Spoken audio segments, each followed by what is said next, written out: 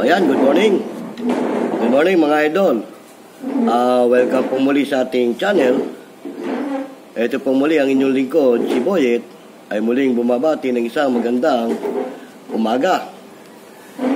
Pero mga idol, saan man kayong lupalop ng ating mundo, maging mapa Luzon, Visayas, Mindanao, ay binabati ko kayo ng isang magandang umaga. At syempre mga idol, ngayon ay tour of duty ko na naman bilang lingkod bayan itong aming barangay. Dito pa rin sa barangay Pinagkaisahan, lungsod ng Makati. Ngayon mga idol, shoutout muna sa aming butihing barangay captain na si Honorable Fernando Ding Bolo. 10 ng kanyang mga kagawad na kaagapay sa larangan ng serbisyo publiko. Bueno, batiin na rin natin ang ating mga masisipag na staff ng barangay, gayon din ang ating mga utility, at ang ating mga tiga-environmental police. Siyempre, isama na natin ang ating mga bantay bayan sa larangan ng peace and order. Hindi rin natin makakalimutan siyempre batiin ang ating mga taga-health dahil sila nangangasiwa sa ating kalusugan. At siyempre lahat ng mga nanunungkulan dito sa aming barangay ay binabati natin ng isang magandang umaga. At nawa mga idol, nasa mabuti tayong kalagayan sa buong panahon ng ating pagsiservisyo sa larangan ng serbisyo publiko nitong ating barangay.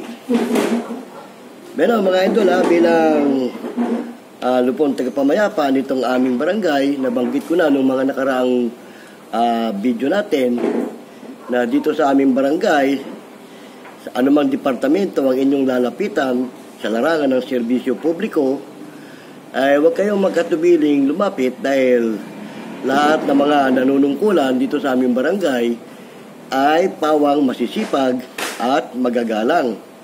Yan ay dahil sa pumumuno ng aming butihing barangay captain na si Honorable Ding Bolo. Bago ko makalimutan, siyempre, batiin ko na rin ang aking mga kasamahan sa Lupon, mga panyera, shoutout sa inyo. Sana nasa mabuti tayong kalagayan sa mga oras na ito. Pero mga idol, ito ang inyong lingkod, si Boyet, ay patuloy na naghahandog sa inyo ng magandang impormasyon sa larangan ng social media, gayon din sa larangan ng serbisyo publiko. Mga idol, tatalakayin lang natin sandali yung mga nakaraang paksa natin tungkol sa larangan ng serbisyo publiko. Nabanggit ko na nga dito sa aming barangay, anytime na lumapit kayo dito, hindi kayo mapapahiya dahil ang aming mga kasamahan sa larangan ng serbisyo ay pawang magagalang at masisipag. Bagamat itong inyong lingkod nasa lupong tagapamayapa, lumapit man kayo sa aming tanggapan, hindi man saklaw ng aming kapangyarihan ang inyong idinudulog, ay gagawa namin ito ng paraan sa abot ng aming makakaya para maibigay kayo o may turnover sa mga kinaukulan na kung saan kayo nararapat lumapit upang humingi ng tulong. Ganyan ang aming serbisyo dito sa aming barangay sa pamumuno nga ng aming barangay captain. Talakayin pa natin ang iba pang mga may kinalaman sa larangan ng serbisyo publiko. Ang ating mga utility rito ay masisipag din para sa kanilang mga gampanin dito sa aming barangay na may kinalaman sa mga lugar na dapat nilang ayusin o dapat nilang asikasuhin. Ang amin namang mga taga-environmental police ay masipag din mag-ikot para naman masiyasat o matignan ang mga lugar na dapat nilang siyasatin sa larangan ng environment ditong ating barangay. Lahat naman halos na nanunungkulan dito mga idol ay pawang kumikilos lahat dahil nga siyempre nasa larangan kami ng serbisyo publiko. At yan ang aming tungkulin bilang mga empleyado nitong aming barangay. Kaya mga idol, palimit kong sabihin sa inyo na dito sa aming barangay, kung saan man kayong barangay naroon, at meron kayong kailangan na idulog dito sa aming barangay, bukas lagi ang aming tanggapan, anumang departamento, upang kayo'y paglingkuran. Diba tama mga idol? Dahil yan ang aming tungkulin sa larangan ng serbisyo publiko. Pero paksain naman natin mga idol yung mga nakaraang pangyayari na may nangyari ng mga nakaraan na nagtanong sa akin tungkol sa sistema ng halimbawa daw meron silang inireklamo tapos isang may tungkulin din halimbawa sa barangay o sa anumang ng gobyerno, kanino raw ba ito dapat naming idulog? Yon ang tanong sa atin ng isa nating nakausap ng mga nakaraang araw. Ang sagot ko doon sa nagtatanong, depende po yan doon sa sistema ng inyong inireklamo. Oo, kasi halimbawa, gaya ng binanggit mo na may tungkulin din sa gobyerno o anumang departamento siya naroon, dapat mo siyang ilapit kung saan ng mga kinaukulan na dapat mong lapitan. Halimbawa, for example, kagawad ang inireklamo mo. Tapos kung saan kang barangay.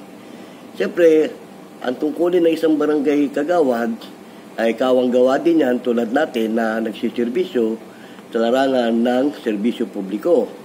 Pero kung ang kagawad na inireklamo mo halimbawa nakalalabag sa kanyang tungkulin bilang kagawad, may posibilidad na siya baka masuspinde o ano. Kaya nga, depende yan doon sa sistema ng sinasabi mo na gusto mong ireklamo. Oo, pero yan, may mga tamang lugar na dapat mong pagreklamuhan. O halimbawa, dito sa aming tanggapan mo idudulog yan, hindi naman kami ang hahawak o magre-resolba ng iyong problema. Ita-turn over ka rin namin sa mga kinaukulan na kung saan ka dapat dumulog. Ganun po ang sistema namin dito sa aming barangay. Halimbawa, ang nireklamo mo naman ay isa sa mga ordinaryong empleyado lang. Pagka mga ganyang ordinaryong empleyado lang ang irereklamo mo, pwede mo naman siyang kausapin ng personal o kaya pumunta ka muna sa barangay ninyo, i-suggest mo sa barangay ninyo, sa barangay captain ninyo kung anong nararapat doon sa empleyado ng barangay na halimbawa ay nakagawa ng hindi maganda o kaya ikaw sabihin nating inaway o tinarantado. Kausapin mo muna ang inyong barangay captain tungkol sa nangyari sa inyong dalawa.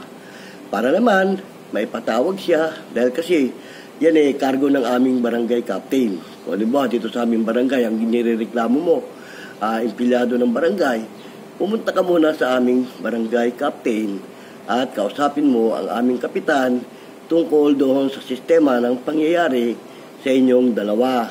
Para naman, ipapatawag siya para kausapin siya sa harapan mo. Ganon, kasimple lang po mga idol ang sistema kung ikaw ay magre-reklamo. Ngayon, kung ang irereklamo mo ay talagang walang katungkulan o yung talagang individual na civilian, pwede mong ilapit yan dito sa amin. Pero ang unang proseso niyan, sa Bantay Bayan ka muna, sa baba. Oo. Ipabablatter mo siya, papile ka ng formal complaint. Tapos, pag tinanong ka kung gusto mo siyang makaharap at makausap, yan, iaakit yan sa aming barangay captain. Kasi ang unang proseso niyan, yung mediation. Ang mediation kasi, barangay captain, ang unang humahawak. Halimbawa, sa tatlong paghaharap, hindi kayo nagkasundo, yan, ibabato yan dito sa amin sa lupon. Tapos, pag nasa lupon na yan, at hindi pa rin kayo magkakasundo, sa tatlong paghaharap, inuulit ko na to, ilang beses ko nang binabanggit ito sa aking mga programa, at saka lang namin kayo bibigyan ng certification to file action para iakyat na sa taas ang inyong reklamo.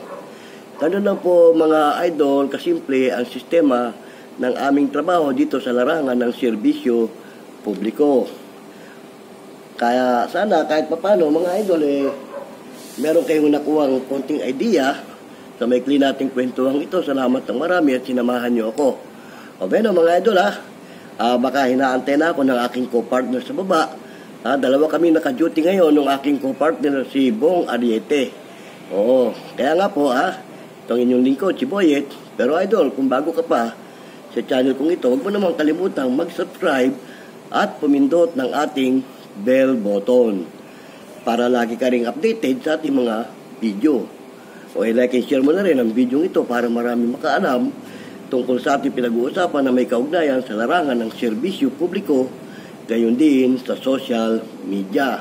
O bueno, shoutout po muli sa ating mga idol dyan ha.